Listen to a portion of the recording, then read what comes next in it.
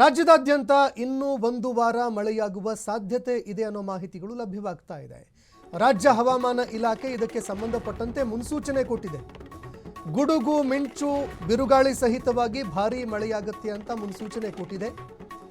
ಮೇ 20ರಿಂದ 26ರವರೆಗೆ ರಾಜ್ಯದ ಬಹುತೇಕ ಕಡೆಗಳಲ್ಲಿ ಮಳೆಯಾಗುವ ಸಾಧ್ಯತೆ ಇದೆ.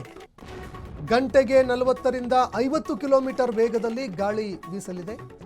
ಸಮುದ್ರ ತೀರ ತಗ್ಗು ಪ್ರದೇಶಗಳ ಜನರಿಗೆ ಈ ವಿಚಾರಕ್ಕೆ ಸಂಬಂಧಪಟ್ಟಂತೆ ಎಚ್ಚರಿಕೆ ಕೂಡ ನೀಡಲಾಗಿದೆ.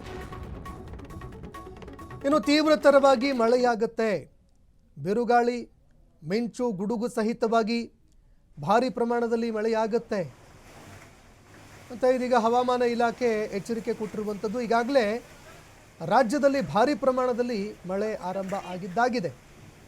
ಉತ್ತರ ಕರ್ನಾಟಕದಲ್ಲೂ ಕೂಡ ಆಲಿಕಲ್ಲು ಸಹಿತವಾಗಿ ಮಳೆಯಾಗಿತ್ತು. ರೈತರು ಸಾಕಷ್ಟು ನಷ್ಟ ಅನುಭವಿಸಿದ್ರು.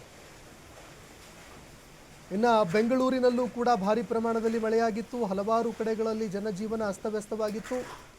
ಅದರಲ್ಲೂ ಈ ಹುಬ್ಬಳ್ಳಿ, ಧಾರವಾಡ ಆದಿಯಾಗಿ ಉತ್ತರ ಕರ್ನಾಟಕದಲ್ಲಿ ತೀವ್ರತರವಾಗಿ ಮಳೆಯಾಗಿತ್ತು.